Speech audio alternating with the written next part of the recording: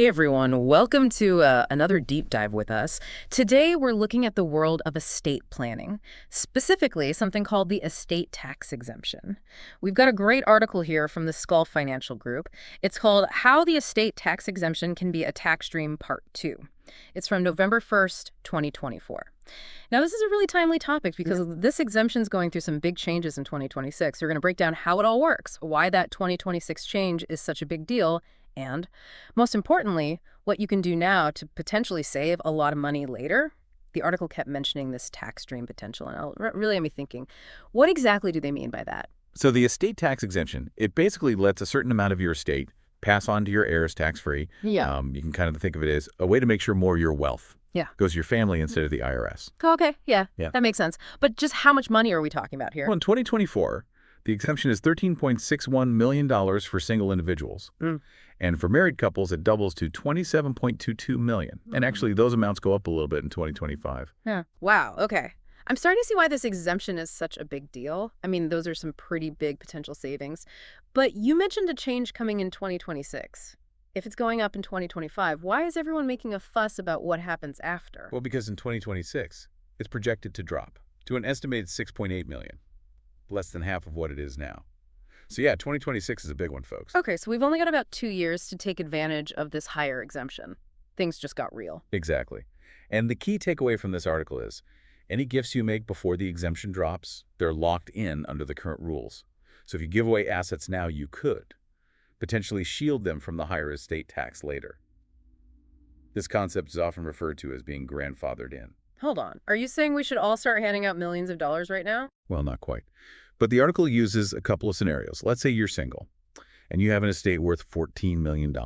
If you don't do any planning, well, your heirs could be looking at over $2.6 million in estate taxes when you pass away in 2026 or later. However, if you strategically gift assets before the deadline, you could potentially shrink that tax bill down to just $240,000. Wow.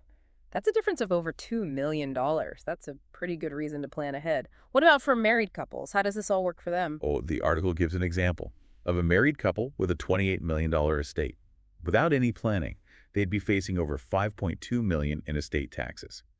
But with some smart gifting strategies, they could potentially bring that down to just $480,000. Okay, now we're talking serious money. I can definitely see why they call this a tax stream. No. But I'm guessing there are some rules around all this gifting, right? You can't just give away millions without any restrictions. You're right. There are yearly limits on how much you can give away tax-free.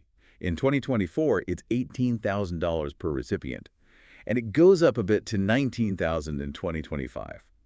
And those amounts are just for single filers. Married couples can double them. So you can give away a decent amount each year without worrying about taxes. But what if you want to give away more than that annual limit allows? Well, any gifts that go over those limits, they do start to chip away at your lifetime exemption amount. But it can still be a good strategy before 2026.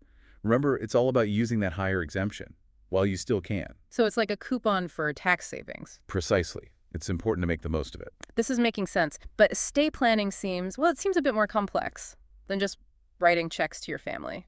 What else should we know about? Oh, for sure. The article's introduction mentioned some other strategies, like setting up trusts and taking advantage of different life insurance policies. So gifting is just one piece of the puzzle. Sounds like there's a lot to think about.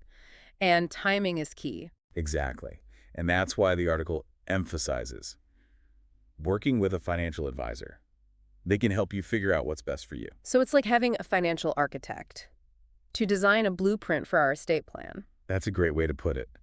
Having someone who knows what they're doing can really make all the difference. This has been really helpful. I feel like we've only scratched the surface here. There's so much more to learn about estate planning. Absolutely. But the good news is you've taken that first step. And I know our listeners are excited to keep learning too. I'm sure they are. It's a fascinating topic, and it can make a real difference in their lives and the lives of their loved ones. Welcome back. I'm really starting to get this whole estate tax exemption thing, especially with that 2026 deadline coming up. But gifting's just one part of it, right? The article also mentioned trusts and life insurance. So what about those? Yeah, those are important too. Let's start with trusts. A trust is kind of like an instruction manual for your assets. You can set the rules for how and when your beneficiaries get those assets. And some trusts can even help Minimize your estate taxes. Okay, so it's about more than just who gets what. It's about controlling when they get it, too. That makes sense, especially if you have kids or grandkids who are still young. Right. You could set up a trust that only gives them the money when they reach a certain age, or maybe when they graduate college. Yeah. You can also use trusts to protect assets from creditors or lawsuits. There are a lot of different options. That's interesting. It sounds like trusts give you a lot more control and protection than just giving gifts. What about life insurance? How does that fit in? Life insurance can be a powerful tool, especially for people with a lot of assets. Some types of life insurance policies can be set up so that the death benefit is tax-free. So the money that your beneficiaries get when you pass away. Right. That money wouldn't be taxed. So it's not just about helping your family financially. It's also a way to avoid estate taxes. Exactly. Say you have a really big estate, more than the exemption limit. You could use life insurance to create a pool of money that your beneficiaries can use to pay any estate taxes they owe.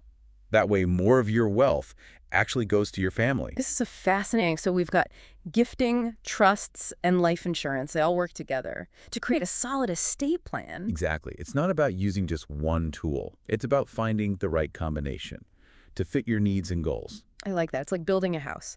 Gifting is the foundation, trusts are the walls, and life insurance is the roof. Yeah, that's a great analogy. And just like building a house, you need an expert to help you. That's where a financial advisor comes in. Absolutely. They can help you design a plan that works for you. It would be pretty tough to do this all on our own. Yeah, estate planning can be pretty complicated, and the rules are always changing. It's best to have someone who knows what they're doing. This has been really helpful. We're learning so much about estate planning. There's definitely a lot to learn, but the most important thing is to start planning early. Yeah, the sooner the better.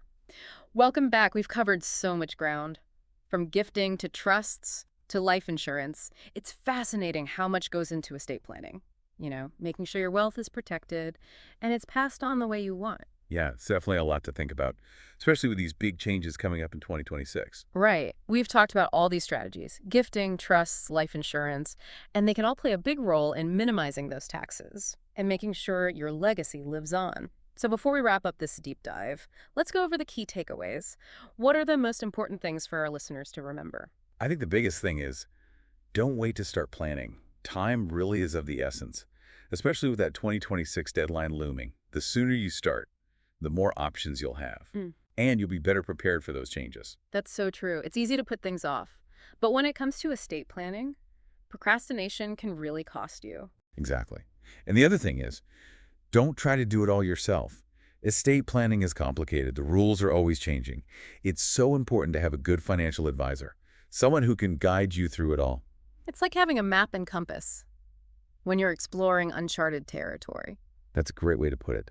And one last thing to remember, estate planning isn't just about the money. It's about people. It's about taking care of your loved ones and making a difference in the world. It's about leaving a legacy you can be proud of. Exactly. So as we wrap up this deep dive, what's one question you want our listeners to think about? I'd ask them, what are your financial goals? Not just for yourself, but for your family and future generations. And how can estate planning help you achieve them? Those are great questions. Really makes you think about the bigger picture. Thanks for joining us on this deep dive, everyone. We hope you learned a lot about estate planning and the importance of taking action now. Remember, knowledge is power. Keep learning, do your research, and take those first steps towards securing your financial future. We'll see you next time for another exciting deep dive.